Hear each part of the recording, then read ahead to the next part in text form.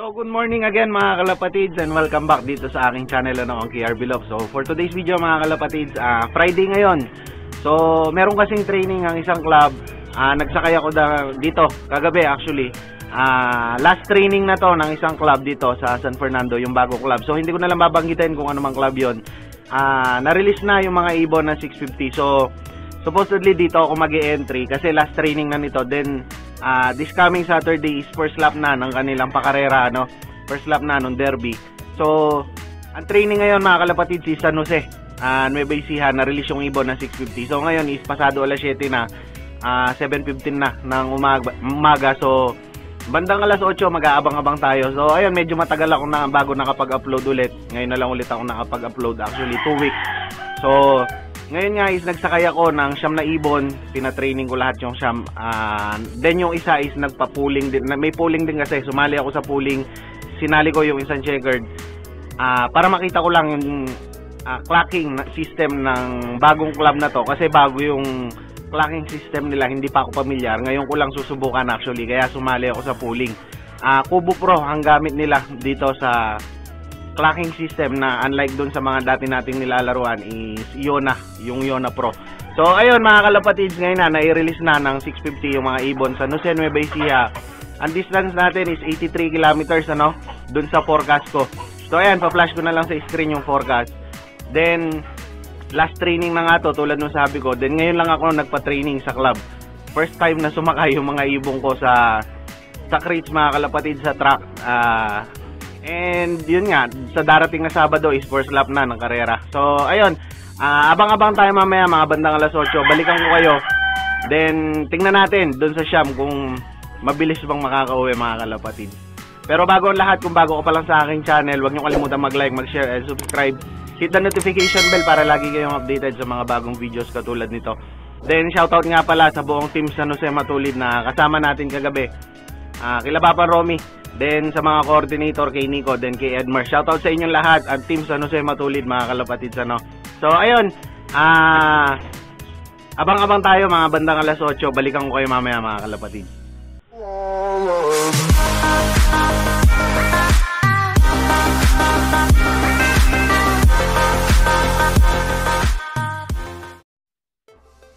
So eto na nga mga kalapatids ano, mag-aabang na tayo ng mga ibon. Then tulad nung sabi ko kanina is nag-start tayo nagabang alas 8. So dito kung mapapansin nyo sa taas is 8:23 na. So diyan pa lang tayo nagkaroon ng first drop na ibon mga kalapatids. Ayan, mapapansin nyo ang first drop natin is ang blue bar natin na ibon. So ayan siya, hindi naman masyadong stress yung ibon dito no, kung mapapansin nyo. Then dito sa part na to, andyan yung ating second drop. So ito yung ipinuling natin mga kalapatid, si checkered. So 8:30, 8:31 dumating yung ibon. Ayan, si checkered. Iba yung checkered na to mga kalapatids na isinali natin noon sa Magalang ano. So iba to. Kumbaga is kamukha lang niya itong isinali natin ano.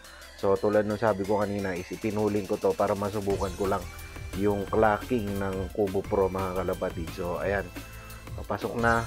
Okay, pumasok na siya. Then hindi na ako nagmamadali dito kasi nga is gusto ko lang na isubukan yung clocking ng Kubo Pro actually. Kaya ayan ako, pinas forward ko na lang yung video mga kalapatids ano, kung mapapansin nyo.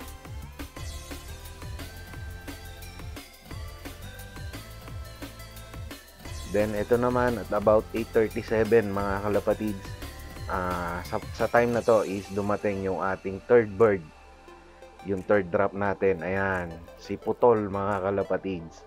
Mapapansin nyo umiika-ika pa. Ayan, so yan yung nabaril nating ibon noon na inalagaan ko. So ayan siya, still umuwi pa rin mga kalapatids. Third drop pa siya. So medyo matagal lang pumasok. Then dito sa part na to, kung mapapansin nyo, meron akong video call. So shoutout kay Bossy Sniper all the way from Atlanta, Georgia. So yan ang nagme-mentor sa atin. Isa din sa nag-mini-mentor niya is, kung kilala nyo si Racing Pigeon TV mga kalapatid, si Angelo Gante. So yan yung kanyang mini-mentor din. Then dito at about 8:48 dumating na yung ating pang-apat na ibon dito sa part na to mga kalapatids. Ayan, diretso siya ng landing board yung ating light check. So itong light check na to is talagang isa sa mga inaasahan kong ibon to. Ang bloodline nito is galing sa specialized pigeon genetics mga kalapatids, pero halos karamihan naman ng mga ibon ko na lumilipad talaga isa kanila nang gagaling ang specialized pigeon genetics. Sila Shadrin and si June Ocampo, shoutout sa inyo mga tropa ko na taga Guagua.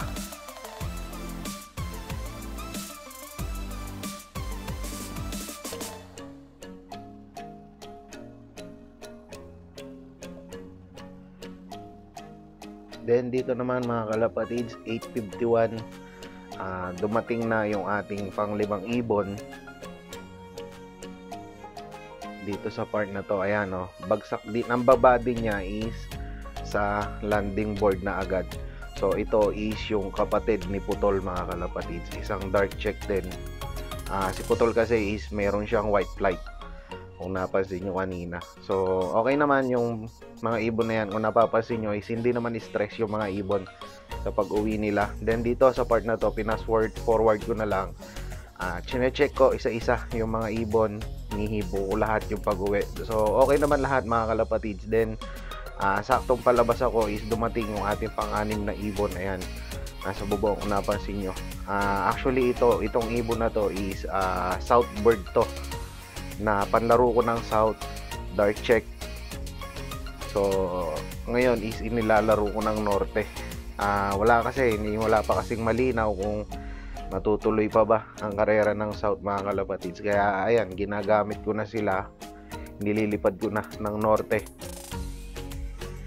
So isang dark check, ayan bumabara ko pa. Medyo matagal pumasok to. Then tulad ng mga sinasabi ko ng mga nakaraang video ko is hindi ako nag-i-stick sa mga ibon kasi hindi sanay sa stick yan So ayan, mabilis naman silang pumapasok. Hindi ko naman nagiging problema yung pagpasok nila. Hindi naman masyadong tumatambay yung ibon mga kalapatids kung napapansin nyo.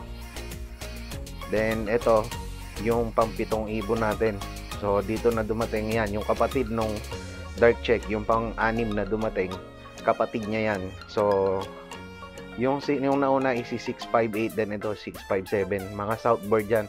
Then dito sa part na to mga kalapatids, na lobat na yung cam. So hindi na nabidyohan yung pagpasok ng ibon.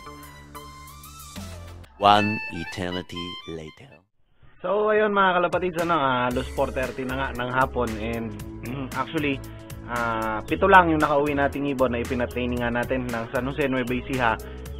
Yung dalawa is hindi pa nakakauwi. So isang Grisel tsaka isang Blue Bar yung kulang natin mga kalapatids. Anyways, tingnan na lang natin, baka hanggang mamayang alas 5 makakauwi pa yung dalawa Then tulad naman nung sabi ko kasi kanina is first training nila to. So sa linggo, itong darating na linggo is first lap na ng karera. So okay lang naman. Then yung ibon natin mga nakauwi is okay naman lahat. Wala naman problema. Pakita ko lang sa inyo mga kalapatids. So bali ayan yung nakauwi natin, yung unang dropper natin, yung Blue Bar na yan. So ayan, pangalawa din, pangatlo. So ayan yung second dropper pala, si Checkered. Yan yung sinali natin ng pooling. Then ayan yung dark check natin. Then ito si Putol. Tapos ayun yung kapatid ni Putol na dark check din. Then yung kapatid nung isa na to is ayan siya. Ayan. So 7 lang yung nakauwi natin na ibon, tulad ng sabi ko nga. Pero okay lang. Okay naman sila. Hindi naman masyadong nalaspag. Okay, mapapasin nyo. Okay na yung mga ibon. Hindi naman sila masyadong nahirapan. So yung dalawa lang talaga ang medyo hindi pinalad na makauwi mga kalapatids So ayan, ito yung mga pang south natin na ibon. Ayan, mga double band dyan ng PB and BFRC. So hindi pa tayo sigurado dyan kasi wala pa kang malinaw kung kailan mag-uumpisa ang South Race. So ayan din mga double band ng BFRC and PBFRC mga kalapatids. So bigyan ko na lang din kayo ng konting update. Ito yung mga bagong inakay natin na pang summer 2021. So mga ARPF yan. Young bird. Ayan. Isang grisel, ayan. So, yan yung mga lilipad natin ang 2021. Summer Race, ARPF, ang singsing ng mga yan, mga kalapatids. Then, meron pa ako doon yung mga second batch. Ito yung mga first batch. 5 yan. Then, meron pa akong 5 na hinihintay pa.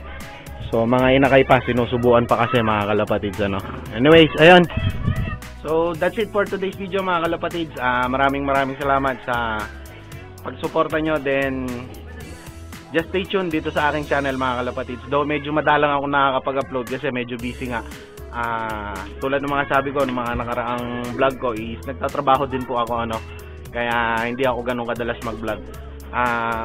So, ayun lang. Good luck sa ating lahat. Abangan nyo yung first lap natin this coming Sunday. I-entry natin. Kung uuwi man yung dalawa, i-entry ko pa rin siguro. Then, bali siyam yung i-entry natin sa karera. So, that's it for today's video. Maraming salamat and happy flying sa ating lahat.